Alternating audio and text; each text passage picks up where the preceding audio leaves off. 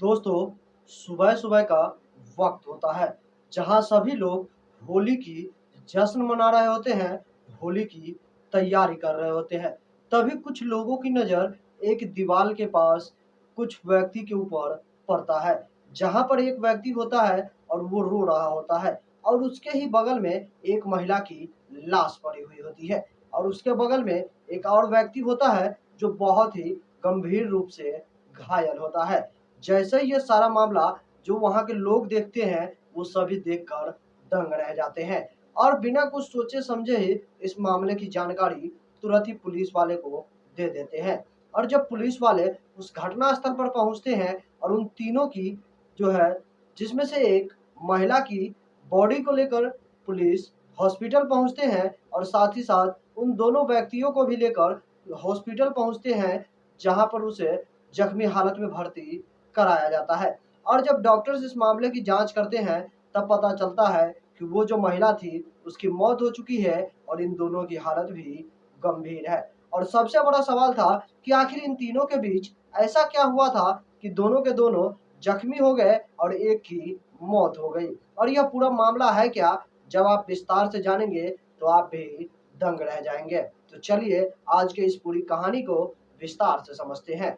नमस्कार दोस्तों, मेरा नाम है सुशील पंडित और आज की यह घटना उत्तर प्रदेश राज्य के शाहजहांपुर जिले की है, जहां पर एक व्यक्ति होता है जिसका नाम मनमोहन पांडे होता है। और उसकी उम्र की बात की जाए तो लगभग दोस्तों 30 से 35 वर्ष के आसपास होता है। और वो व्यक्ति शादीशुदा होता है। उसकी एक पत्नी होती है जिसका नाम आरती होता है। और उसकी उम्र की बात की जाए तो वो 31 वर्ष उस महिला की उम्र हो चुकी थी और उसकी बच्चे भी होते हैं। लेकिन पति पत्नी के बीच आखिर अक्सर लड़ाई झगड़े होने की वजह से वो महिला अपने पति मोहन पांडे से लगभग 4 से 5 महीनों से अलग रहने लगती है। और वो वहीं के नजदीकी एक कॉलोनी में रहती है, जहां पर वो महिला दूसरे लड़के के साथ लिव इन में रह रही होती है, जिस लड़के का नाम ब्रिजदीप होता है। वो उस महिला का प्रेमी होता है। 4-5 महीनों तक वो दोनों एक ही साथ रह रहे होते हैं। और उसका पति जो मोहन पांडे होता है, ये उसे बिल्कुल भी पसंद नहीं आता कि उसकी पत्नी उसे छोड़कर किसी और लड़के के साथ रह रही हो, वो भी बिना डाइवोर्स दिए हुए। इसी बातों से वो तंग होकर मौके की तलाश में रहता है और आखिरकार उसे एक मौका मिल भी जाता है।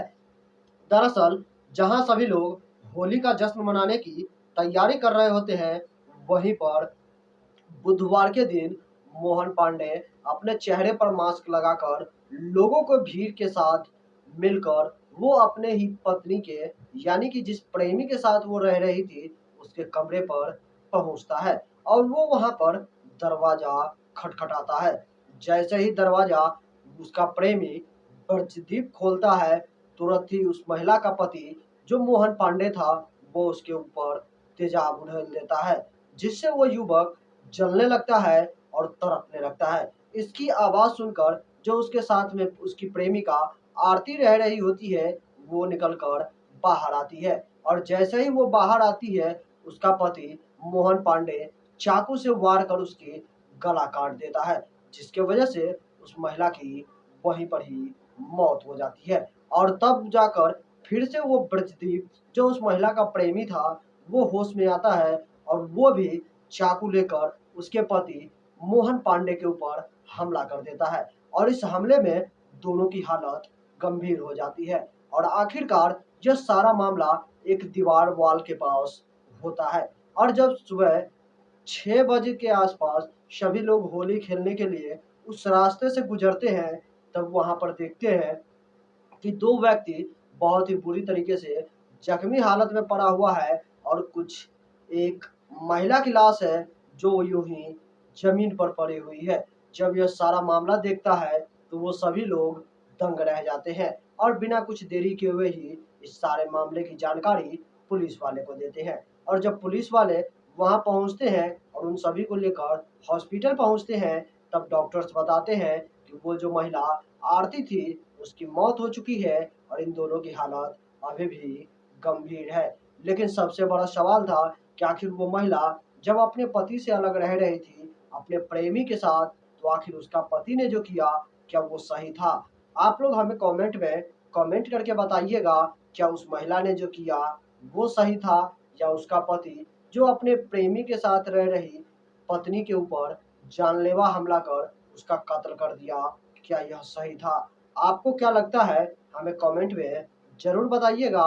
बाकी दोस्तों, इस वीडियो से मैं विदा लूँगा और फिर मैं मिलूँगा आपसे अगला एक नई एपिसोड में, एक नई कहानी के साथ।